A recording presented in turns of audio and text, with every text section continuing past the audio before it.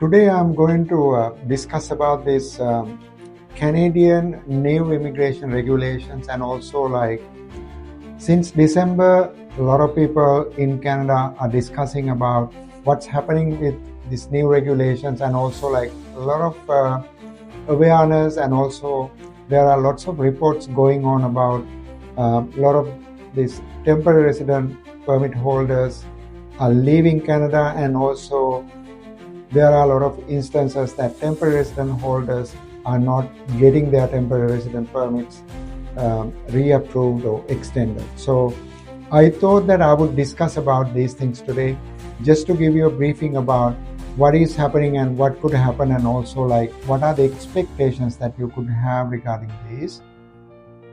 Let's first look at if you have a temporary resident visa, what is the situation and what is the scenario, what options are available. I know that most of you come to Canada as a temporary resident. I mean whether temporary resident as a worker, or I mean whether temporary resident as a student. I'm not meaning about temporary resident as a visitor here. So I'm talking about if you are a student or a worker. So worker could be worker under 𝗟𝗏𝗵𝗲 or worker as a postgraduate work permit holder.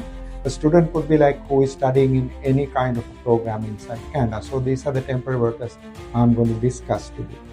So in this, I know that once you are a temporary worker, that you have a very gray area right now, and you don't know what is going to happen to you in the future. So what kind of a scenario could happen, what kind of a different kind of visa that you can move it to.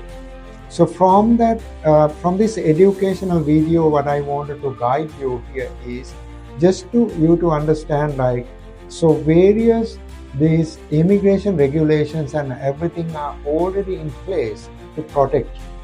So these immigration regulations are not here to terminate you. So you need to understand that in the first place. I think a lot of reports and a lot of posts online I have seen representing these immigration rules as a devil, representing these immigration rules as something that they are going to punish you. There is nothing like that. So I think when it comes to immigration rules, the policymakers or the government or the immigration ministry, they start various immigration regulations according to their economic situation, their economic policies, their future plan. So what you need to understand is that you need to plan accordingly to suit or to tally with what the government really requires.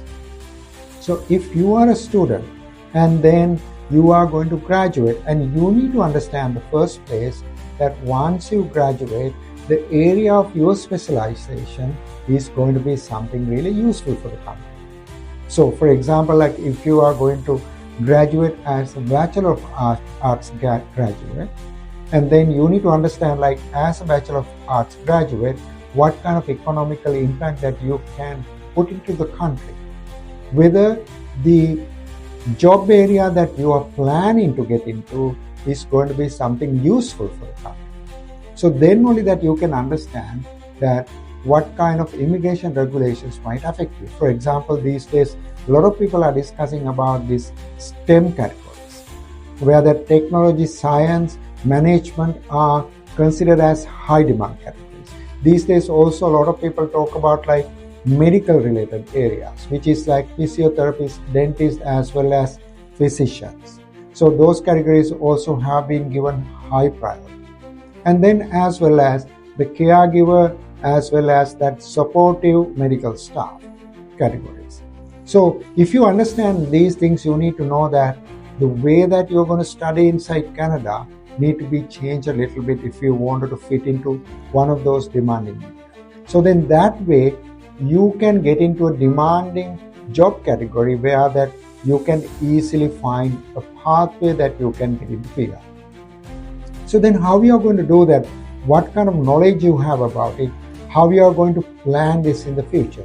So that is why I always say that if you really need planning, you need to find a proper professional regarding that. Go to them, pay them, and get a proper advice what you should be doing.